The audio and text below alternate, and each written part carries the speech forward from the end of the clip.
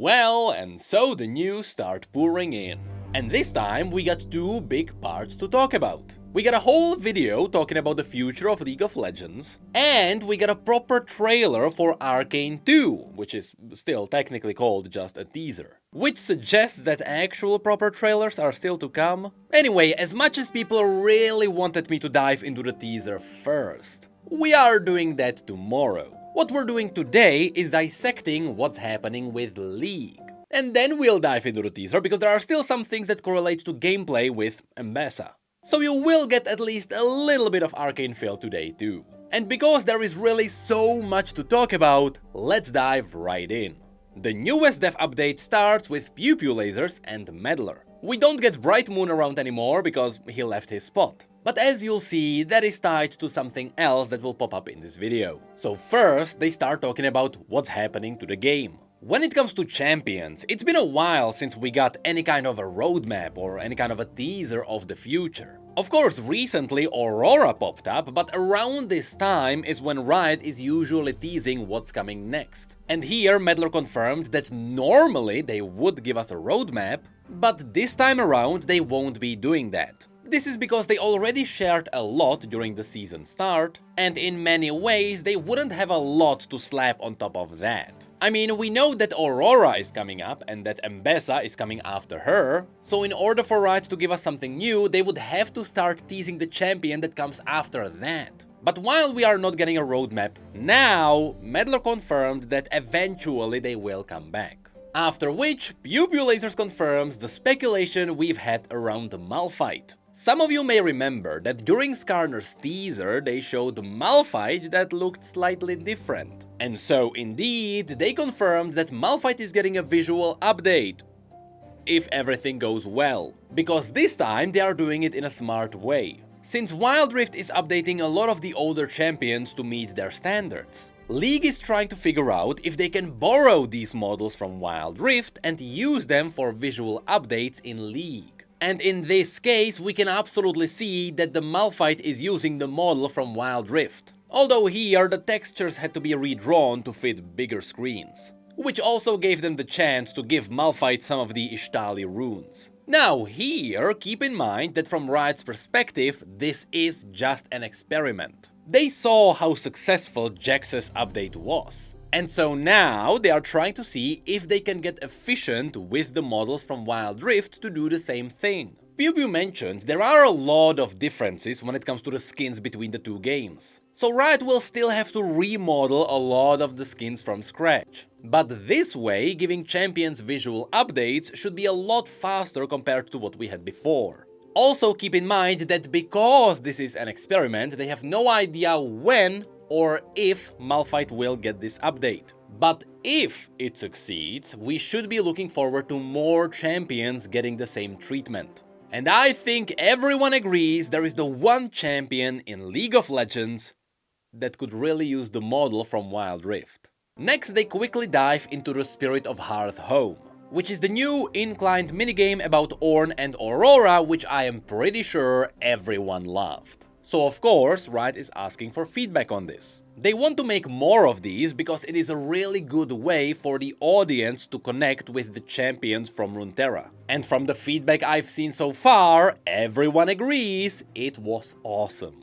But after that, they dive into game modes. And get ready, because this one has a lot of interesting information.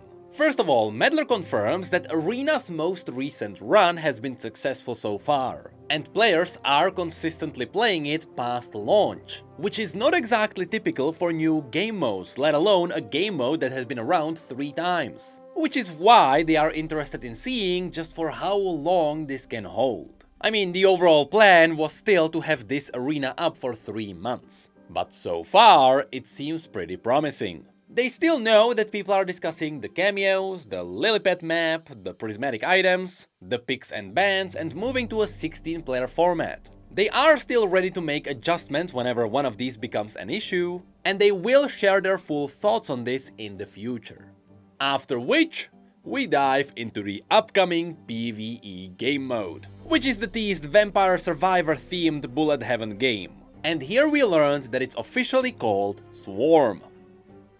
do whatever you want with that information. And it is confirmed that this can be played either co-op or solo, which is a very important piece of information which we will dive into in just a moment. First, they confirmed that this will go live mid-July as part of the summer event, and it will pop up on PBE in late June, which is this month. And this is something I am not the biggest fan of. I understand that things need to be tested, but at the same time, in the past, people got burned on new features coming to League simply because they just watched too many people playing it on PBE first. There is honestly a lot of good in just releasing things blind, even if they are buggy.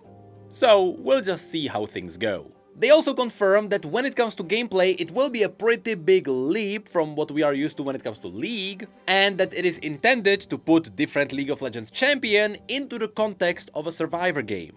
Now, while this is it for the news on the game modes, there is one massive thing that needs to be pointed out that is always overlooked. When it comes to the expanses League of Legends has, many people may not know that making new skins or recording new voice lines is not the most expensive part of League of Legends. The one thing that sucks, especially with the energy crisis going around the world right now, is simply paying for servers. That's right! Servers are one of the more expensive sides of League of Legends, which is why this new game mode is kinda crazy.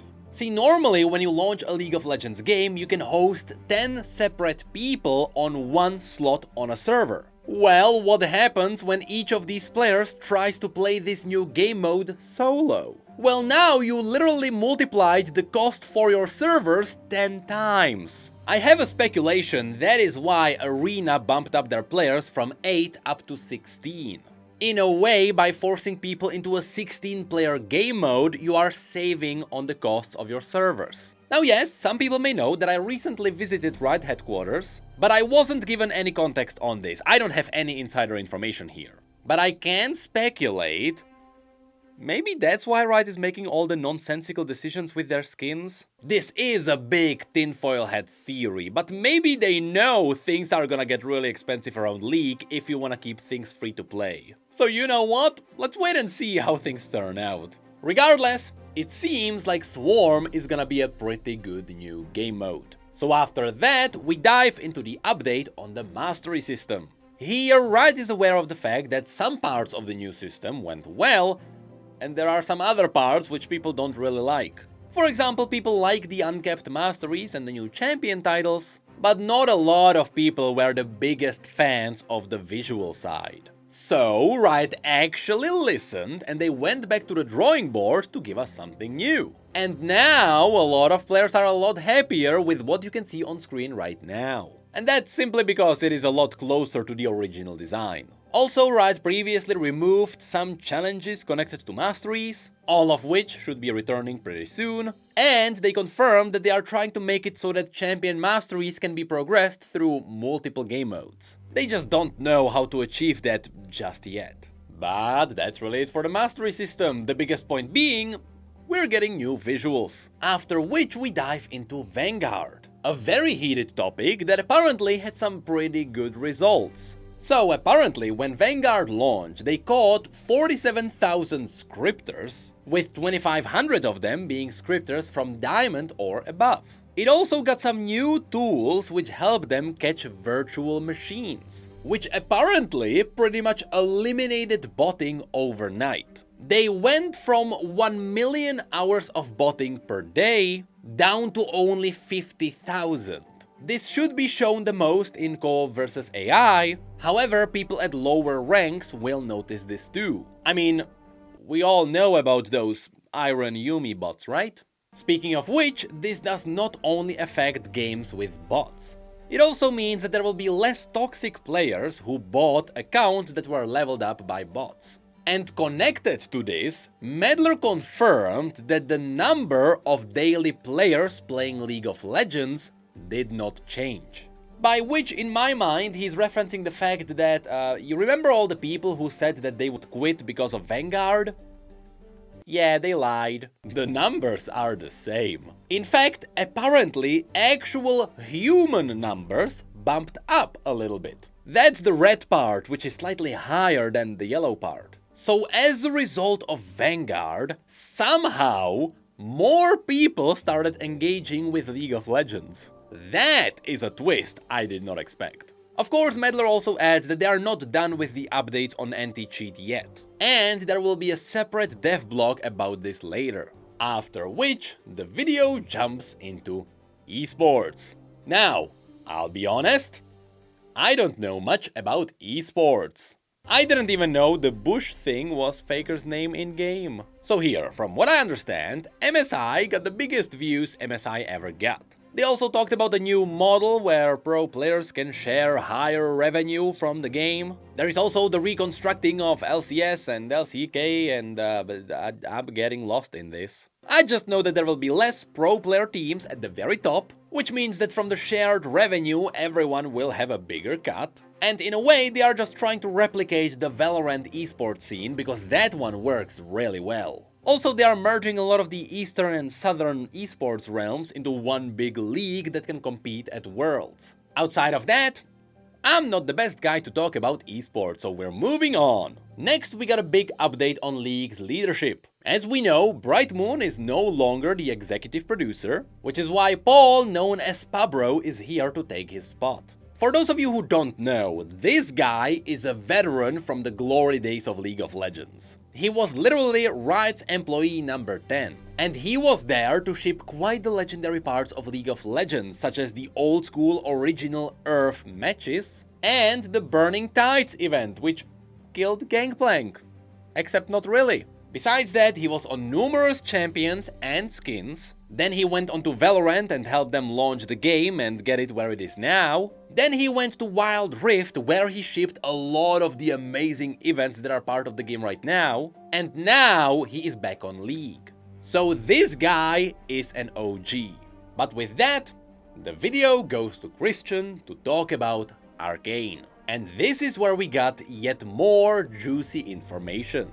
First of all, at the beginning, it was confirmed that Arcane was only the beginning of Riot's partnership with Fortiche. And from the very start, they knew exactly the story they wanted to tell. Which is why Arcane will end after Season 2. Which sounds sad on one side, but on the other side, it was confirmed that we could be getting more stories of more characters from Runeterra. To quote him, they want to give more champions the same treatment that Jinx and Vi got. After which he confirmed that they are already working on their next projects, multiple of them, across television and film. Which a lot of people realized might mean maybe he's talking about movies. Which would make sense because movies are like 2 hours long and Arcane was like 10 hours in total. So maybe that's how they want to serve more champions. In fact, it was confirmed we will learn more about this by the end of this year. So my assumption is, right after Arcane 2 ends, we will learn about what's coming next. I mean, this is how they teased Arcane 2.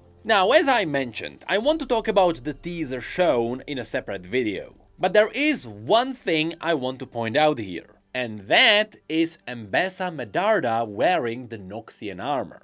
Except now it is tinted in Piltover gold. Now, since Ambessa is going to be a champion in League of Legends, it is not too unlikely that this is what she would look like. Personally, I still like the unmasked version more, because that's the character that most people got used to. But who knows, maybe Riot's plan is to handle this using skins. But that is really the one main thing I wanted to point out here. Everything else is just an ocean of Easter eggs, which is something we got used to with Fortiche. I mean, it's things like casually showing Janna at the bottom of zone for like 5 frames. So yes, get ready for a big video when we get to dissect that. But that's pretty much it for the dev update. It was a pretty good one, considering the fact that no one had any expectations, and we pretty much just got a bunch of cool things confirmed. The game mode is on its way, Arena is doing pretty well, Malphite might get an ASU if things go well,